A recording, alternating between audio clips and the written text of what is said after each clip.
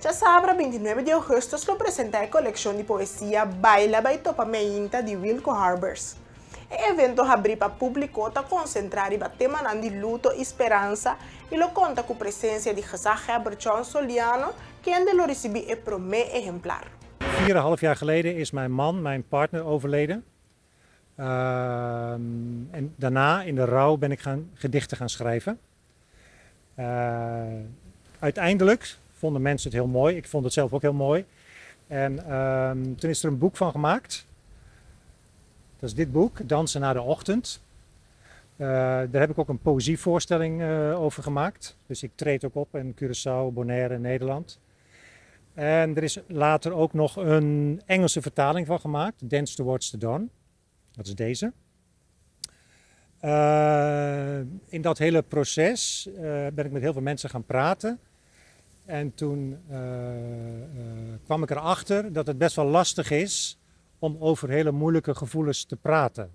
Praten over verdriet, praten over gemis, praten over rouw en verlies, vinden wij niet makkelijk. Nee.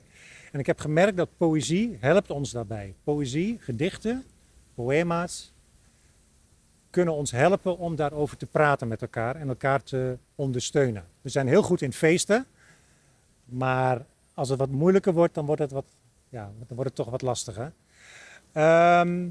Ik ben een project gestart in overleg met een aantal organisaties hier op Bonaire. En een onderdeel van dat project is dat ik contact wil maken met de inwoners van Bonaire en met hen wil gaan praten, of in ieder geval bezig gaan op het gebied van rouw en verlies. Wat is heel belangrijk? Dat het boek er ook komt in het papiamento. Dus die gedichten moeten ook voor iedereen begrijpelijk zijn in het papiamento. Dus ik praat niet zo goed papiamento, dus vandaar dat ik het ook in het Nederlands doe. Maar ik heb hele goede vrienden in Curaçao. Die zijn ook vertaler, Lucille Berry en Inistasia. En zij hebben het boek vertaald in het papiamento. En dat is dit boek geworden. Baila by Topa Meinta. En dit boek ga ik zaterdag 29 augustus presenteren aan de inwoners van Bonaire. A coleção de poesia Baila by Topa Meinta de Wilco Harbers também é acessível para a inteira comunidade de Bonaire. O organizador na lo visita barrio para declamar poesia e entrega o boek gratis naar habitanten. Dit boek is nu op zee, komt nu naar Bonaire toe in hele grote aantallen. En het mooie is, ik mag het gaan weggeven. Het kost niks. De andere 2 kun je kopen in de winkel, maar deze ga ik weggeven aan iedereen die het wil. Dus het is onderdeel van een groter project. Wij gaan met dit boek en de voorstelling en de gedichten gaan wij alle barrio's in. En wij gaan met heel veel mensen daarover praten. We gaan daarmee bezig op een creatieve manier. Zaterdag 29 augustus wordt het gepresenteerd bij Saca El Canton, Calle Corona 74. De deuren gaan open om 4:30 en de presentatie begint om 5:00. Gratis voor iedereen. De gezaghebber is er ook. Hij gaat het eerste exemplaar in ontvangst nemen. Er is muziek, er zijn voordrachten, mensen gaan iets vertellen. Het is gratis. Je moet je wel aanmelden, dat is belangrijk.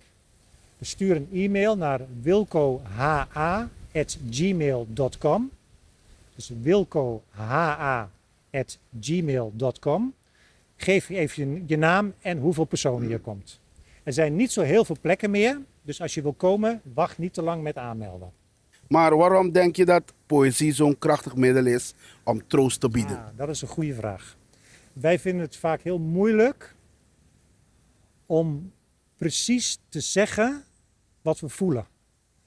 Als je verdriet zegt, ja, verdriet. Iedereen heeft verdriet. Maar wat is verdriet?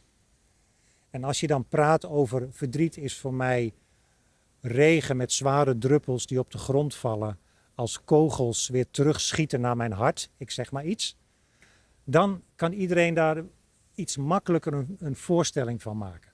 Dus poëzie, creativiteit, kunst is heel vaak een heel goed middel om moeilijke onderwerpen bespreekbaar te maken. Het geldt niet alleen voor poëzie, het geldt ook voor schilderen, beeldhouwen, et cetera, et cetera. Toneel is ook een heel